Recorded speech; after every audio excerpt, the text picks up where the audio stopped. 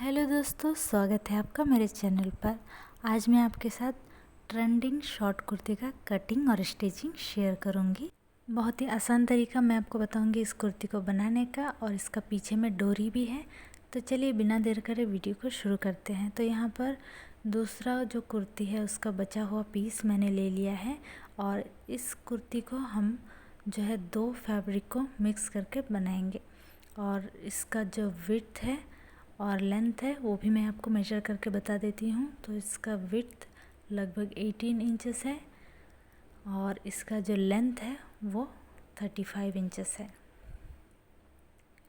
दूसरा जो फैब्रिक है उसका भी ऐसे ही 35 इंचेस है, और विड्थ थोड़ा सा ज़्यादा है। दोनों फैब्रिक को जोड़कर ही हम इस शॉर्ट कुर्ती को तैयार करेंगे। तो जो फैब्रिक है प्रिंटेड, उसको जो है सेंटर से मैं कट कर रही हूँ पहले। उसके बाद हम लंबाई में इसे फोल्ड करेंगे और उसके बाद सेंटर से इसे कट कर लेंगे। तो यहाँ पर अब टोटल 4 पीस है। 2 पीस हम सामने की तरफ यूज़ करेंगे और 2 पीस हम बैक पार्ट में यूज़ करेंगे। दूसरा जो फैब्रिक है उससे सिर्फ 2 पीस यहाँ पर हमें मिला है। तो उस जो पिंक कलर है उसके दोनों साइड में ये प्रिंटेड फैब्रिक को हम अटैच करेंगे इस तरीके से। तो फैब्रिक को हमें रखना है इस तरीके से और स्टिच कर लेना है सीधा सिलाई से। तो दोनों पार्ट को इसी तरीके से मैंने तैयार कर लिया है।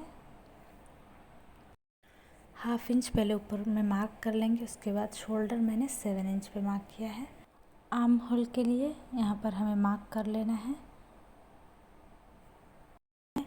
मार्किंग, और इस लाइन को इस तरीके से सीधा कर लेंगे। अब हमारा जो बस्ट साइज़ है उसका चौथा भाग हम यहाँ पर मार्क करेंगे। तो मैंने 10 इंच पर मार्क किया है, और उसके बाद हमारा कमर का जहाँ शेप आता है तो यहाँ 14.5 इंच है, वहाँ एक मार्क करेंगे। उसके बाद कमर का जो चौथा भाग है उसे हमें मार्क करना है। तो मैंने 9 इंच पे मार्क किया है। अब इस लाइन को सीधा कर लेंगे। हिप का मेजरमेंट भी यहाँ पर चौथा भाग 10 इंच है, और उसके साथ एक्स्ट्रा मार्जिन और साथ ही टक के लिए 1 इंच मैंने लेकर यहाँ पर मार्क कर लिया है। और अब हम फ्रंट आर्म होल को 1 इंच अंदर की तरफ इस तरह से शेप दे देंगे, और बाहर की तरफ हमें बैक आर्म होल के लिए शेप देना है। और यहाँ पर हमारा गला का जो विड्थ है उसे मार्क करने के बाद हमें यहाँ पर जो है शोल्डर डाउन कर लेना है 1/2 इंच, और इसके बाद हम इसे कट कर लेंगे।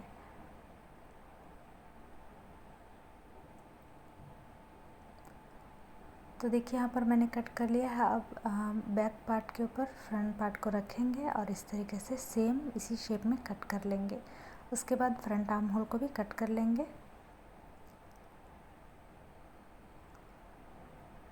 तो अब हमें गले को अटैच करना है। गले को मैंने राउंड शेप के साथ ड्रॉप डिज़ाइन बनाया है, इसे अटैच कर लेंगे। अटैच करने के बाद जो एक्स्ट्रा फैब्रिक है उसे हमें कट कर लेना है, और इसमें छोटे छोटे कट लगा लेंगे। ध्यान रखना है जो हमारा स्टिचिंग है वो कट नहीं होना चाहिए। उसके बाद जो ड्रॉप डिज़ाइन मैंने बनाया है उसका भी जो फैब्रिक एक्स्ट्रा कट कर लेंगे, सेंटर से भी अलग करके। देखिए यहाँ पर मैंने इसे पलट लिया है। अब बैक साइड में स्क्वायर शेप में हम बनाएंगे नेक को। तो उसके बाद हमें जो है लूप्स लगाना है पीछे में डोरी के लिए। तो यहाँ पर 14.5 इंच पे मैंने मार्क किया है, और उसके ऊपर 1.5 इंच पे मैंने मार्क किया है दोनों साइड में। और नीचे की तरफ भी हमें 1.5 इंच के गैप में मार्क करना है। तो आप जो लूप्स अटैच करेंगे तो आपको कितना डिस्टेंस चाहिए उसके हिसाब से आप मार्क कर सकते हैं। तो देखिए इस तरीके से हमें इसे अटैच करना है, दोनों साइड में हमें अटैच करना है। तो अब मैं आपको मशीन के ऊपर भी दिखाती हूँ। तो देखिए यहाँ पर मैंने एक साइड अटैच कर लिया, तो दूसरे साइड में देखिए हमने जो मार्क किया है उसी के ऊपर हमें इसे रखना है, और 1/2 इंच का मार्जिन लेते हुए हमें इसको अटैच करना है। तो मैंने अटैच कर लिया। अब हमने टक के लिए जो 1 इंच एक्स्ट्रा लिया था उसे इसी के मतलब हमारा जो लूप्स है उसको हाइड करते हुए हम स्टिच करेंगे, ताकि हमारा सिलाई दिखाई ना दे।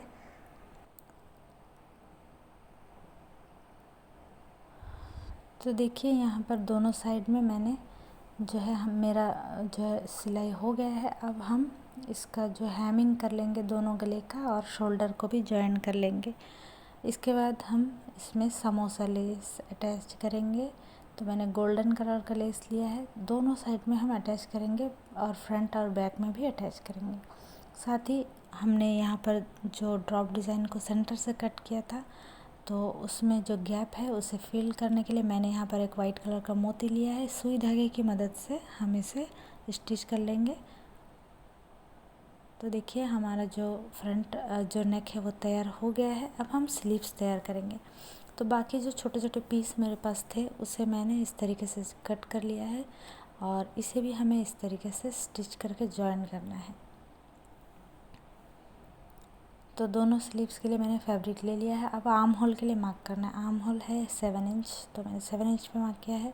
आर्म होल का गहराई देने के लिए 3.5 इंच पे मार्क किया है। इस लाइन को सीधा कर लेंगे। उसके बाद फिटिंग के लिए मैंने 5.5 इंच पे मार्क किया है और इस लाइन को इस तरीके से जोड़ देंगे और 1 इंच मैंने मार्जिन के लिए लिया है।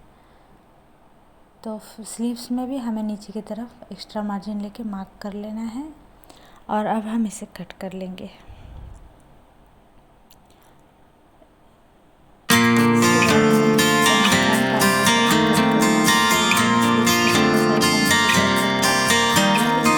शेप देते हुए हम मार्क करेंगे और एक्स्ट्रा फैब्रिक को कट कर लेंगे। अब हम एक्स्ट्रा जो हमने लिया था मार्जिन उसे स्टिच कर लेंगे।